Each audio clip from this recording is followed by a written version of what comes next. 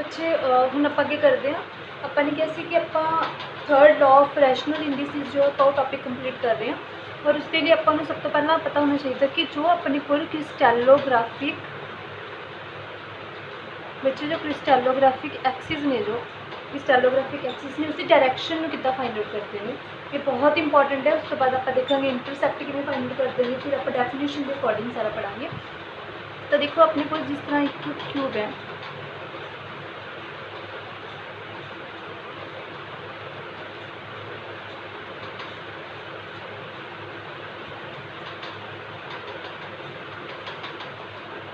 ठीक है बच्चे, एक क्यूब है और तुहानू पता है कि इससे अपन कुछ भी अगर आप स्केयर ब्रैकेट अगर अपन कोई स्केयर ब्रैकेट दी है और विदाउट कोई कॉमा लिखता तो हमेशा एक लाइन में रिप्रेजेंट करते हैं बच्चे, हमेशा किसी को लाइन में रिप्रेजेंट करते हैं। अगर अपने को ओपन ब्रैकेट दी हुई है तो हमेशा प्लेन में रिप्रेजेंट करते हैं, मिरर इंडिसेस में रिप्रेजेंट करते हैं, ठीक है।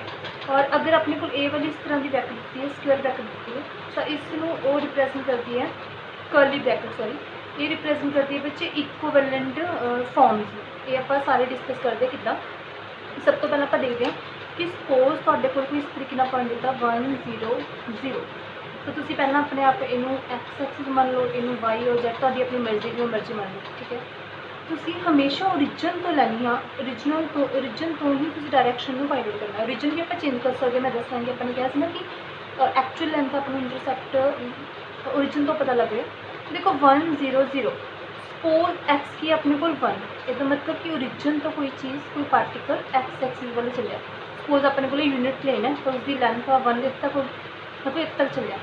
उस तो बाद वाई तो चले ही नहीं, जेड तो चले ही नहीं। डैट मीनस उसका जो एरो लगा के तुम दिखाओगे आवर डायरैक्शन, मतलब इस डायरैक्शन के जा रहे हैं। सिमिलरली मैं इतनी दिखा रही हूँ, मतलब सपोज तुहाडे कोल की है 0 1 0 है, ठीक है।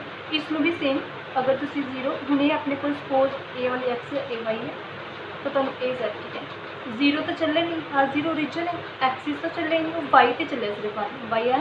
एक तक वो 1 डायरेक्शन होगी तो 0 तो इस तरीके ड्रॉप है लाइन। बच्चे याद रखियो स्क्वायर ब्रैकेट मीन सिर्फ लाइन। अगर मैं 0 0 सॉरी 0 0 1 लवा 0 0 1 लवा तो यदा भी मतलब ही कि ना तो वो एक्स चले ना वाई, तो ओरिजिन तो ए वाली डायरेक्शन दिखा दो, ठीक है। तो अपने को एरो होगी, ये अपने को 1 0 0 0 की डायरेक्शन की, ये अपने को 0 1 0 ली सी बच्चे, ये अपने को 0 0 1 दे दी, ठीक है। उसके बाद अगर अपने दिखानी है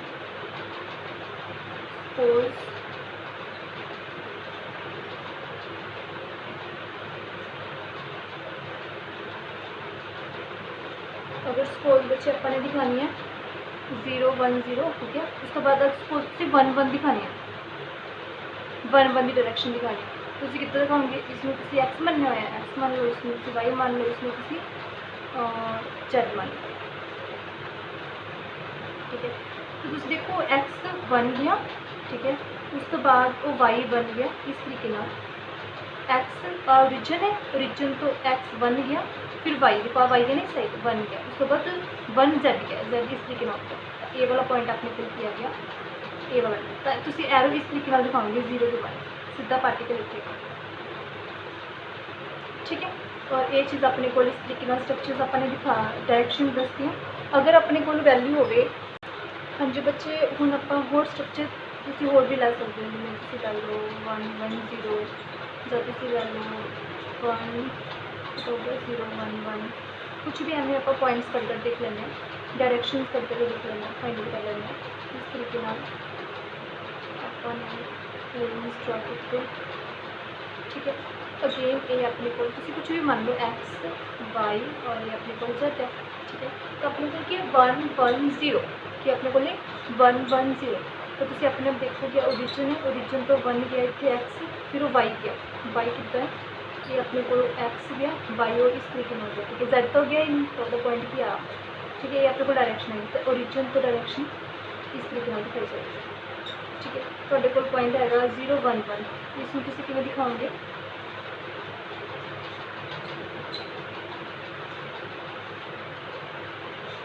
0 1 1 जो ओरिजिन अगेन एक्स वाई और जेड। 0 एक्स नहीं गया, वो कितना गया वाई से गया, बच्चों कितना गया एक्स नहीं गया ओ वाई गया इतने उस तो बाद की गया Z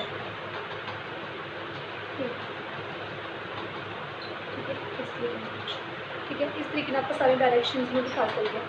ਹੁਣ अगर अपने को मल्टीपल वैल्यूज आ जाए तो हो गया 1 1 वैल्यू ਤੁਹਾਡੇ ਕੋਲ सपोज आ जाए 2 0 0 ਤੁਹਾਡੇ ਕੋਲ ਆ ਜਾਏ 2 0 0 तो ਤੁਹਾਨੂੰ पता है कि आप स्टैंडर्ड वैल्यू लैके चलते हैं यूनिट प्लेन साइज सब की वैल्यू 1 1 ही लैके चलते हैं।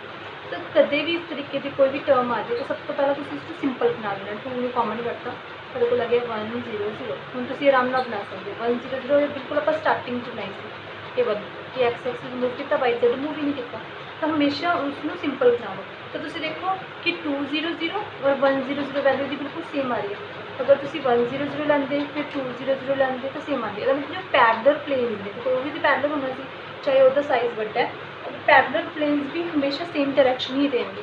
अगर तुहाडे कोले 3 0 0 है 4 0 0 है नो डाउट डायरैक्शन तो सेम ही रहेगी डायरैक्शन सेम रहेगी प्लेन का साइज बड़ा छोटा हो सकता पर डायरैक्शन तो सेम ही देंगे एक जो पैरलर ही नहीं एक डायरैक्शन ही जा रहे हैं। ठीक है तो तुम याद रखना कि जिन्हें भी अगर अपने को टिपिकल कुछ भी जो डिफिकल्ट वैल्यू आती है उसमें पहला सिंपल कर लो और उस तो बाद अगर वैल्यू सेम आ रही है तो अपन पता लग कि पैरलर प्लेन्स इतने नोट कर लो parallel planes show same direction always show same direction.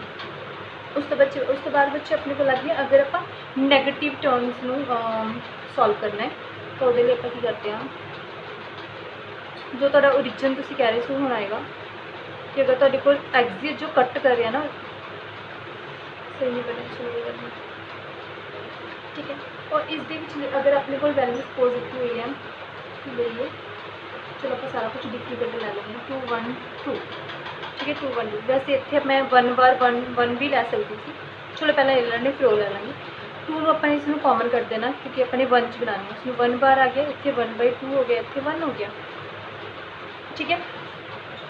तो ये अपने को बहुत ईजी है अगर तुम इतने 1 बार 1 1 2 लेंगे तो भी तुम 2 कॉमन करना पैना इतने अगर 1 लेंगे दैन ओके जस्ट ये नैगेटिव वैल्यू है कि आप देखते हैं कि इसमें कितना लेना तो एक्स वाई और जेड ठीक है।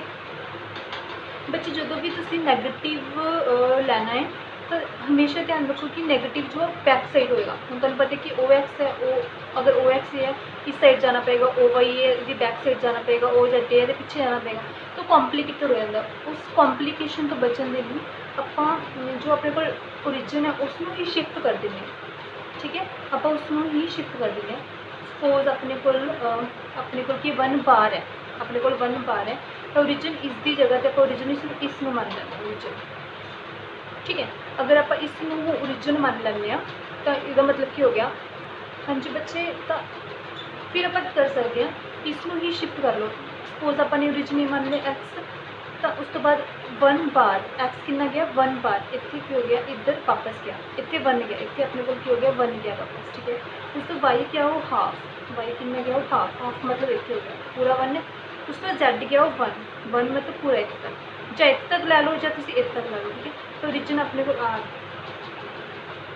इसका एक होर पे है अगर अपने ये थोड़ा तुम इदा लग रहा है इसमें बना सकते हो